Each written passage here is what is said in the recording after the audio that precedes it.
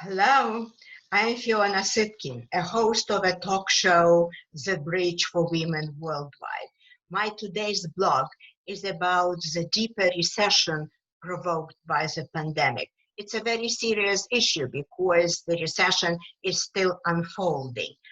Many media outlets report that the recession provoked today the unemployment unprecedented in history.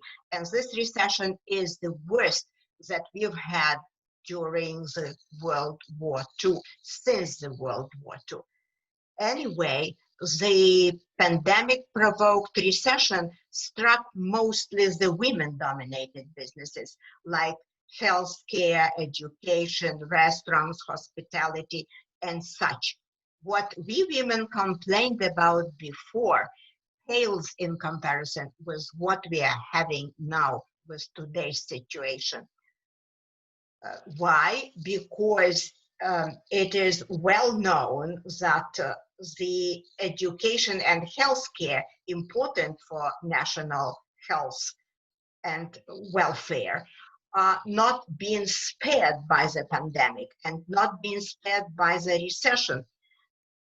With 5 times as many women are hired and let go than men. This is a clear, very clear gender inequality. The higher skilled women are hit less than the lower skilled ones who are at the low end of the pandemic. And we now see the women suffering, the 2 kinds of women who suffer. First, the lower skilled women from service industries who cannot work from home. Second, the higher skilled women who can work from home along with their husbands. And they're very happy to have the jobs. However, they get interrupted by kids 50% as much. They hear mama, mama, mama all day long. So the quality of their professional work suffers. For example, the academic journals report less submissions from women and submissions from men remain on the same level. Somehow men always get a better ride. Anyway, I want to draw your attention that there is a silver lining to the pandemic for women. Type 1 silver lining is that the remote work became normal.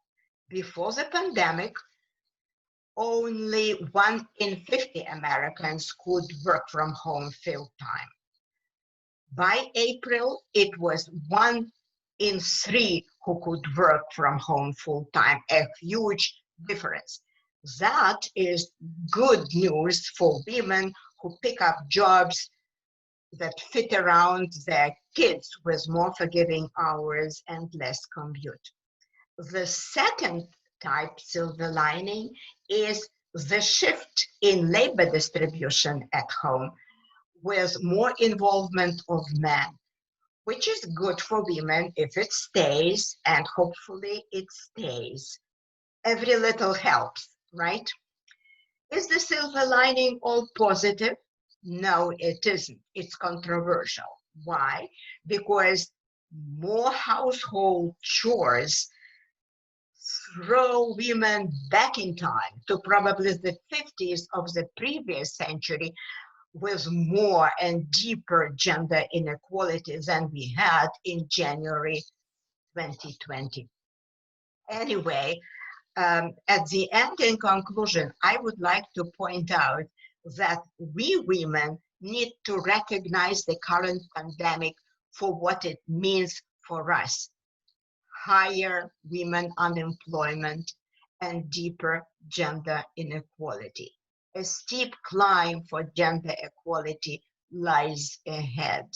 So please stay healthy and strong. Thank you so much for listening, and follow me if you can. Bye-bye.